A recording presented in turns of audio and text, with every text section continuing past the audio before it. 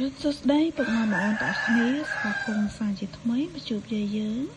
នៅព្រឹកនេះដែរយាយយើងមានតម្រុយថ្មីសម្រាប់ពុកម៉ែបងប្អូនទស្សនានឹងមើលកំសាន្តលេងសម្រាប់ថ្ងៃទី8 ខែ 5 2025តម្រុយរបស់យាយក៏មានប្រព័ន្ធនឹងហើយយាយក៏មានសុបិននិយាយជូនពុកម៉ែបងប្អូនស្ដាប់កំសាន្តដូចគ្នាតាមមុននឹងនិយាយសុបិនយាយក៏សូមតង់ពុកម៉ែបងប្អូនដែលចូលរួមទស្សនាទាំងអស់គ្នានេះកុំភ្លេចជួយចុច like share subscribe ប្រព័ន្ធនឹងឲ្យ channel យាយម្នាក់មួយផងបងណាឬក៏ពុកម៉ែបងប្អូនចង់បានតម្រុយតាមម៉ោងក៏យាយមានដែរពុកម៉ែបងប្អូនគ្រាន់តែចុចនៅលើ link ដែលយាយដាក់លើ comment ហ្នឹងទៅនឹងឃើញតម្រុយតាមម៉ោងណាចាពុកម៉ែបងប្អូនជួយចុចចូលម្នាក់មួយទៅដើម្បីលើកទឹកចិត្តឲ្យយាយបានធ្វើវីដេអូបន្តទៀតចាតម្រុយតាមម៉ោងយាយដាក់ត្រង់ណាអត់កូនទេចឹងពុកម៉ែបងប្អូនចង់ឃើញតម្រុយតាមម៉ោងចុចចូលម្នាក់មួយទៅណាតោះចឹងពុកម៉ែបងប្អូនចូលមកស្ដាប់សបិនយាយយប់មិញនេះយាយសបិនឃើញចាមនុស្សប្រុសស្លៀកកម្មាដោះអាវជិះម៉ូតូឡើងកញ្ចាស់ចា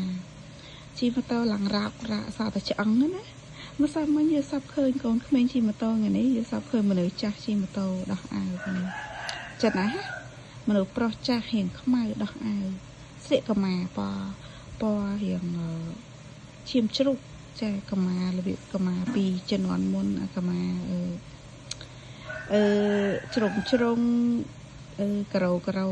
តែរៀងចាស់ហើយចានៅប្រុសជីទៅតែដឹងជីទៅណាទេយីរូបសបិនដូចជាម្សិលមិញដែរគាត់ថាមនុស្សកូនក្មេងហើយនឹងមនុស្សស្រីម្សិលមិញញ៉ានេះឃើញមនុស្សចាស់ដោះអាវជិះម៉ូតូចិនណាចាមនុស្សប្រុសដោះអាវជិះម៉ូតូចឹងយាយក៏កាត់យក94 96 91 09 06 094 609 091អស់9និងអស់0ចឹងពុកម៉ែបងប្អូនចេះកាត់លេខអីក៏យកតាមទៅណាចាហើយក៏ជូនប៉ោហែងស្នាល្អទាំងអស់គ្នាចឹងវីដេអូយាយក៏មានតែប៉ុណ្្នឹងតែជួបគ្នានៅវីដេអូក្រោយបាយ